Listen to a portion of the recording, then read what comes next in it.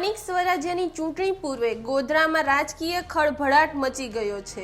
Ward number 11ના આમ આદમી પાર્ટીના ઉમેદવાર અજય વસ્તાણી સામે 50 લાખથી વધુના હવાલા પાડ્યા હોવાનો ગંભીર આક્ષેપ લાગ્યો છે। ગોધરા એસઓજી પોલીસની પ્રાથમિક તપાસ મુજબ છેલ્લા 15 દિવસમાં આંગળિયા પેઢીઓ મારફતે આ માતબર રકમની હેરાફેરી થઈ છે। કેટલાક કિસ્સામાં ખૂબ મોટી રકમના આંગળિયા પેઢી મારફતે ટ્રાન્ઝેક્શન કરે છે, જે આધારે એસઓજીએ ગઈકાલે આ બાબતે એમણે વર્કઆઉટ કરેલું તે બાબતે તપાસ કરતા ગોધરાની 2 આંગળિયા પેઢીમાંથી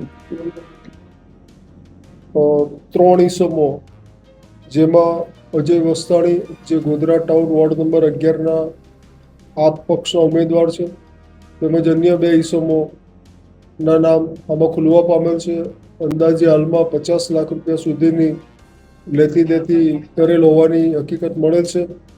આ બાબતે ખરેખર રકમ ક્યાંથી આવેલ અને કોને આપેલ અને કયા હેતુથી આપેલ એ બાબતની આગળની તપાસ કાર્યવાહી ચાલુ છે। પોલીસને શંકા છે કે આ નાણાંનો ઉપયોગ ચૂંટણીમાં મતદારોને પ્રલોભન આપવા માટે થવાનો હતો।